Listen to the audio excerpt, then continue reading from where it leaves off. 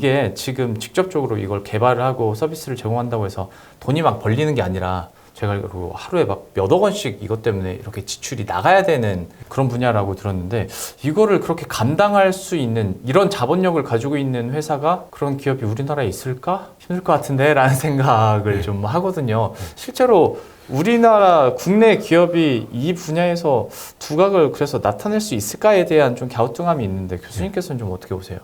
그러니까 말씀하신 대로 지금 챗GPT를 돌리면 네. 오픈 AI에서 엄청나게 많은 컴퓨팅 비용이 들긴 합니다. 하는데 실제로 오픈 AI가 정말 돈을 많이 벌고 있고요. 네. 뭐 저희 같은 경우에 저도 이제 논문을 쓰고 연구를 하는 입장에서 실제로 오픈 AI에 쓴 돈이 뭐 수천만 원이 될 정도로 그러니까 챗GPT를 이제 오픈 AI에서 만들었는데 네. 그 회사는 엄청나게 돈을 많이 벌고 있어요. 그러겠죠. 그렇게 이제 컴퓨팅을 많이 쓴다고 하더라도. 그리고 챗GPT도 보시면 불과 며칠 전만 해도 이제 자유롭게 무료로 쓸 수가 있었는데 그렇죠.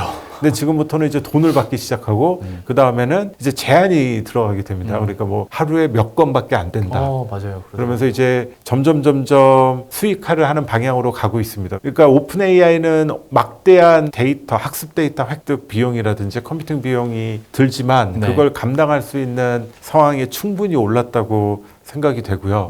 근데 말씀하신 대로 우리나라 업체는 과연 가능할 것이냐라고 하면 이건 좀 업체들마다 다를 것 같아요. 업체들마다 말씀드렸다시피 BM이 조금씩은 다르거든요. 그러니까 뭐 그렇죠. 카카오, 네이버 일반 분들이 보시면은 둘 다 비슷한 빅테크 기업 아니야 우리나라에.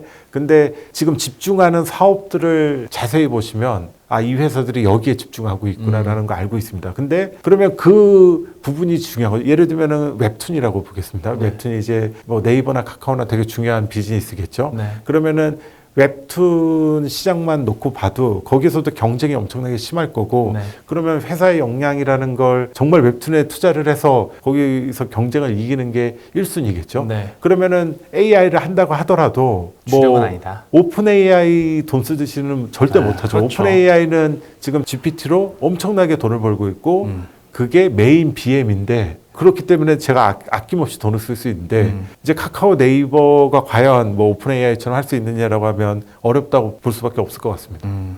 예전 경험을 좀 보면은 네. 예전 상황을 보면은 이제 우리나라 업체들은 아무래도 그래도 우리가 한국어 서비스는 더 잘한다. 그게 컸죠. 그러니까 구글 같은 데서 한국어 한국어를 번역하면 위해서 뭐 우리나라 상황을 위해서 네. 아주 뭐 적극적으로는 하지 않지만 우리나라 회사들은 그거에 대해서 적극적으로 할 수가 그러겠죠. 있는 상황이니까 로컬하거나 혹은 언어적인 장벽에 의해서 분명 우리나라 회사들도 기회는 있을 겁니다. 있을 건데 한 가지는 이제 저희가 챗GPT 나왔을 때 연구하는 입장에서 가장 놀랐던 게 한국어가 너무 잘 돼서 놀랐거든요. 그러니까 그 전에 미국에서 만든 챗봇 시스템이라는 건 다 영어였고 한국어는 제공도 안 됐고 교수님께서 이 얘기를 들으면 피식 웃을지도 모르는데 저는 그래서 번역할 때 영어에서 일어를 한번 갔다가 한국어를 하니까 좀 더 정확도가 높아지더라고요. 저는 막 그렇게 했었거든요. 그게 실제로 맞는 어프로치입니다. 그러니까 제가 말씀드리는 거 이제 언어의 장벽이 점점 낮아지고 있어서 그것만 믿기에는 점점 어려운 시기가 돼가고 있는 건 맞습니다.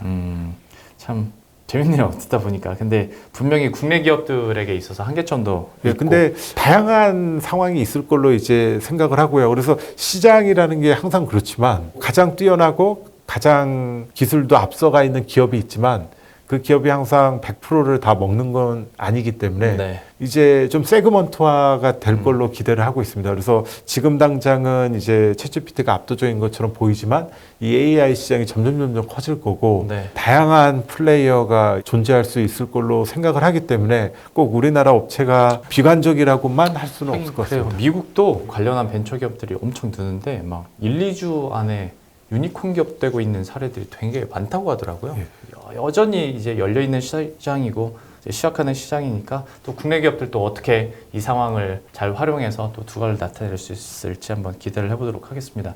네, 저희가 앞선 초반에 그 멀티모달 AI에 대해서 잠깐 얘기를 했었고 질문 드린다고 했었는데 이 멀티모달 AI가 중요한 이유, 그러니까 지금 다음 스텝에서 결국 멀티모달 AI가 개발되면서 상용화되는 돼야 하는 이유에 예. 대해서 그 중요성을 좀 얘기를 해주시겠어요? 우리가 일반적으로 인공지능 하면은 뭐 개의 지능이 아니라 사람의 지능 같이 만들겠다는 게 일반적인 얘기고, 근데 이제 사람은 다양한 감각기관을 통해서 네. 정보를 습득하고 그걸 또 표현을 합니다. 그래서 네. 저 같은 경우에도 뭐 모든 분들이 그렇지만 눈으로 보고 뭐 냄새도 맡고 귀로 듣고 그다음에 맛도 보고요. 그러니까 다양한 데이터 형식으로 제가 이제 주변 환경을 인식을 하는 거고요.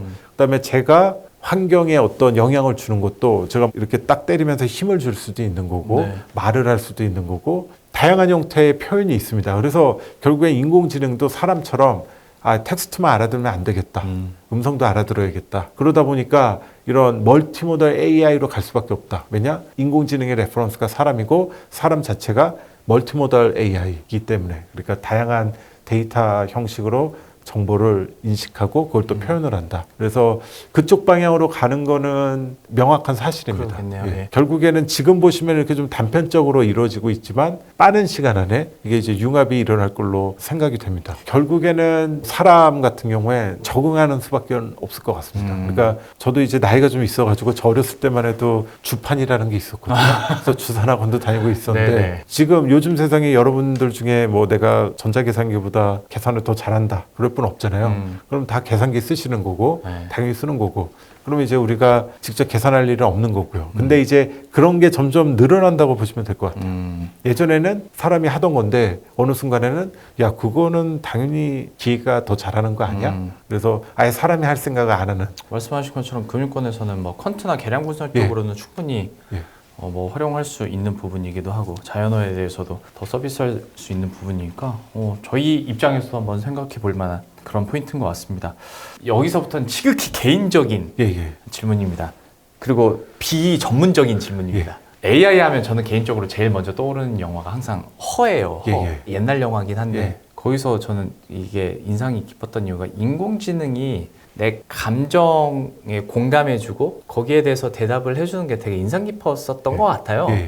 실제로 앞으로 가면 갈수록 어떤 이런 감성적인 부분에 대한 공감이 실제로 가능할까? 챗GPT한테 제가 물어봤더니 자기는 가능하대요. 창작이나 예술적으로도 가능하고 심리 상담도 가능하다고는 하는데 예. 이건 예 생각일 수도 있고 교수님께서는 좀 어떻게 보세요? 되긴 될 걸로 기대를 하는데요. 일단은 인공지능이 어떻게 하면 사람의 감정을 이해할까 아주 네. 큰 연구 분야거든요. 그래서 정말 많은 연구가 진행되고 있고요. 발전 속도도 매우 빠릅니다. 그래서 그 부분도 해결이 될 거고. 네. 근데 이제 허 같은 경우가 이제 구현이 되려면 이 사람만의 상황, 그러니까 네. 뭐 이혼을 하고 뭐 내가 직업이 뭐고 루틴이 어떻고 하루 일과가, 그다음에 내가 어떤 고민이 있고 이런 아주 지극히 개인적인 거를 이제 인공지능이 알아야 되고, 네. 그래서 그 사람만을 위한 공감을 해줘야지 이 사람이 치유를 받는. 맞죠. 예. 그래서 어떻게 보면은 공감이 제일 우선이잖아요. 개인적인 환경과 상황을 다 이해를 해야 되는 예. 거니까. 그래서 그 부분, 그러니까 일종의 개인화인데, 네. 개인화도 지금 챗GPT는 개인화는 되어 있지 않지만 그렇죠. 그 부분도 좀 빠르게 개선이 될 걸로 기대는 하고 있습니다. 그리고 그리고 제 개인적인 생각은 사람과 사람이 이제 대화를 한다는 건 되게 어렵습니다. 예를 들면 저 같은 경우에도 제 고민이 있다고 쳐도 개인적으로 오히려 기계가 더 편할 수도 있다고 생각을 합니다. 그래서 왜요? 하나 예를 들어보면 여러분들이 상사분한테 네. 어떤 얘기를 하고 싶을 때 대면에서 얘기하는 거 싫어하실 겁니다. 싫죠. 근데 그런 거를 이제 카톡을 통해서는 그래도 좀 하기가 편하죠. 그래도 솔직히는 예. 말 안 하죠. 솔직히는 안 하는데 그래도 대면보다는 편합니다. 왜 그러냐면 카톡이라는 건 제가 이제 카카오에게 얘기하는 거고요. 그러니까 제가 그 상사분한테 얘기하는 게 아니라 기계한테 얘기하는 거고 기계가 그걸 전송을 해주는 겁니다. 그래서 기계가 가운데 있음으로 해서 좀 그런 어려움을 장벽은 좀 낮아지는 효과가 있습니다. 그래서 심리 상담도 마찬가지인데 제가 이제 어떤 전문 상담가를 만나서 정말 제 속에 있는 제 개인적인 얘기까지 다 하면서 정말 어려운 얘기를 할 수 있느냐면 사실 그게 쉬운 얘기는 아니거든요. 근데 책이 나온 것도 알고 있는데 사람의 본심을 가장 잘 알려면 그 사람의 검색어를 보면 알 수가 있다. 그런 맞아요. 것들이 있습니다. 그래서 오히려 다른 분한테 이제 쉽사리 꺼내기 어려운 얘기를 보안적인 이슈만 없다는 걸 내가 확신할 수가 있다 그러면 제 솔직한 얘기를 할 수가 있고 그걸 통해서 더 저를 잘 공감해 줄 수 있는 게 가능할 걸로 생각을 해서 그 부분도 그러니까 이제 허 같은 카운셀러가 충분히 가능하다. 개인적으로는 그렇게 생각하고 있습니다. 그 포인트로 보니까 네. 또 동의가 됩니다. 그냥 제 개인적으로는 심리 상담사는 끝까지 살아남을 업종이라고 생각을 했었거든요. 네. 왜냐면 위로랑 공감을 로봇한테 받고 싶진 않을 것 같은데 라고 생각했는데 또 실제적으로 얘기를 해주시니까 네. 그러네요. 사람한테 하는 것보다 로봇한테 하는 근데 또 게 사람이 줄 수 있는 부분은 분명 있긴 있으니까 완전히 뭐 대체한다고까지는 말씀드리기는 어려울 것 같습니다. 아무튼 생각지 못한 포인트였는데 공감의 능력만 갖춰지게 된다면 훨씬 활용도도 높아지겠다라는 생각을 하게 되고 마지막으로 마지막 질문 이것도 제 개인적인 건데 저도 그렇고 저희 팀원 중에서도 이제 아이를 키우는 부모들이거든요. 네. 근데 사회가 이렇게 빠르게 변하고 특히 어떤 AI, 인공지능 쪽으로 계속 산업이 발전하다 보면 우리 아이는 어떻게 키워야 되며 어느 업종이 유망하고 어떤 준비를 내가 시켜야 되나 라는 좀 궁금증이 있어요. 네. 예전과는 다를 테니까 옛날에는 주판학원을 보냈잖아요. 근데 네. 지금은 주판학원을 안 보내잖아요. 네. 지금 세대에서는 이 다음 세대를 위해서 좀 어떤 준비를 해야 될까 좀 어떻게 보고 계세요?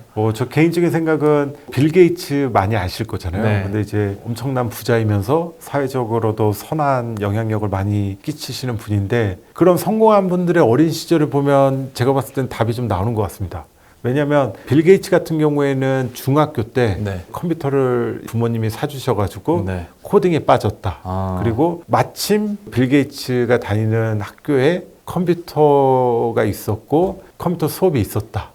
그러니까 그런 걸 통해 가지고 거기서 이제 경험을 해서 커다란 부자가 되셨고요. 네. 뭐 마크 저커버그 메타 네. 설립자도 비슷한 스토리가 있고요. 그다음에 오픈 AI의 지금 CEO를 맡고 있는 샘 알트만이라는 분도 어렸을 때 부모님이 컴퓨터를 사줘가지고 코딩하는데 뭐 밤새도록 했다. 뭐 그런 일화들이 있습니다. 네네. 그래서 결국에는 여기서 알 수 있는 건 뭐냐면 그 당시에는 컴퓨터라는 게 되게 신기술이었잖아요. 네. 그러니까 신기술을 경험할 수 있게 그 기회를 마련해 준 게 제일 중요한 것 같아요. 그래서 부모가 할 거는 제 개인적인 생각은 지금 AI라는 신기술이 있으니까 그걸 어린 아이가 많이 경험할 수 있도록 가지고 놀게. 예. 근데 뭐 학원을 끊어가지고 뭐 몇 개월 강좌를 해서 코딩을 뭐 어떻게 가르친다. 물론 처음에 몇 개월은 그렇게 가르치시는 게 가능할 수 있는데 결국에는 그 아이가 세상에 없던 걸 만들어야 되기 때문에 기존 거를 너무 많이 배우는 건 안 좋을 수는 있습니다. 그래서 제 개인적인 생각은 최대한 새로운 신문물을 뭐 이렇게 거부하실 게 아니라 오히려 그걸 적극적으로 노출을 시키는 게 낫지 않느냐 그런 생각을 합니다. 제가 이제 저는 뭐 역사적 사실은 모르지만 빌 게이츠 부모님들 같은 경우엔 애가 그렇게 하루 종일 공부는 엄청 잘하는 수재는 맞습니다. 학교 성적은 좋았어요. 학교 성적은 좋았지만 이렇게 뭐 컴퓨터를 하루 종일 하면은 부모 입장에서 그 당시에 얼마나 걱정을 많이 했겠습니까? 예, 근데 세상이 바뀐 거죠. 그 기술에 그렇게 이제 잘하게 된 게 엄청난 성공을 가져왔다시피 사실 미래를 예측하는 건 어렵고 대신에 저희 아이들에겐 저희가 익숙하지 않은 새로운 문물을 최대한 많이 보여주고 경험하게 해주는 게 좋지 않겠냐. 물론 모든 아이가 빌 게이츠가 되는 건 아니지만 네. 저희가 할 수 있는 건 거기까지가 아닌가 싶습니다. 그리고 시작할 때는 그냥 뭐 컴퓨터만 딱 받아가지고 얘가 뭐 혁명을 이룰 수 있으니까 모르니까. 그 시작의 단계에서는 이렇게 도와주실 수는 있지만 거기서 더 나아가는 건 이제 100% 아이의 몫이라고 판단을 하시고 믿고 이제 원하는 걸 하도록 하는 게 맞지 않나 싶습니다. 신기술에 대한 경험들. 지금 제 애가 5살인데 벌써 태블릿을 저보다 잘 다룹니다. 요즘 아이들은 진짜 빠른 것 같아요. 그래서 저도 부모 입장에서 네. 그런 걸 하는 걸 보고 있으면은 사실 모든 부모분들이 고민하시는 게 맞긴 하거든요. 얘가 너무 태블릿 하는 게 안 좋고 책을 봐야 되는 거 아니냐. 제가 그 생각합니다. 네. 네. 저도 좀 왔다 갔다 합니다. 잘 모르겠습니다. 저도 그래서 결론적으로. 찐 부모 입장에서는 그러는데 예. 또 교수님 입장에서는 예. 앞서 말씀해 주신 것처럼 좀 딱 소개해 주는 데까지가 부모의 역할이 아니겠냐라는 얘기도 양쪽으로 들어봤으니까 여러분들이 중간에서 잘 균형을 잡으시면 될 것 같아요. 저희가 어떤 챗GPT, AI, 오픈 AI 얘기까지 다 하고 개념도 잡아드리고 그리고 마지막 말비에는 지극히 개인적인 질문들도 드렸는데 너무 쉽고 재밌게 설명을 잘 해주신 것 같습니다. 다음에 또 기회가 된다면 이제 AI가 더 발전했을 때 다시 한번 모시고 그때 상황도 한번 또 말하는 시간 가지면 좋을 것 같습니다. 오늘은 여기서 보내드리도록 하겠습니다. 서울대학교 김건희 교수님과 함께했습니다. 오늘 말씀 고맙습니다. 네, 감사합니다. 네, 너네 자산운용이 어느덧 1주년이 됐습니다. 딱 1년 전 이맘때쯤에 김영익 교수님을 첫 출연자로 모시고 저희가 지금까지 여러 컨텐츠들을 여러분들에게 보여드렸었는데요. 좀 새로운 모습으로 그리고 더 다양한 주제와 더 다양한 출연자들을 모시고 더 높은 퀄리티의 영상을 제공하기 위해서 잠시, 진짜 잠시요. 잠시만 쉬고 시즌2로 여러분들에게 인사드릴까 합니다. 여러분들의 경제적 자유를 위해서 저희가 또 많은 것 준비해서 좋은 컨텐츠로 보답을 할 테니까요. 아주 조금만 기다려주시고 기다리시는 김에 저희 채널 구독과 좋아요 그리고 알림 설정까지 하면 저희 너네 자산운용 올라갔을 때 알림이 가니까요. 꼭 지금 한 번씩만 클릭 부탁드리겠습니다. 그럼 저희들은 시즌2로 다시 인사드리도록 하겠습니다. 안녕.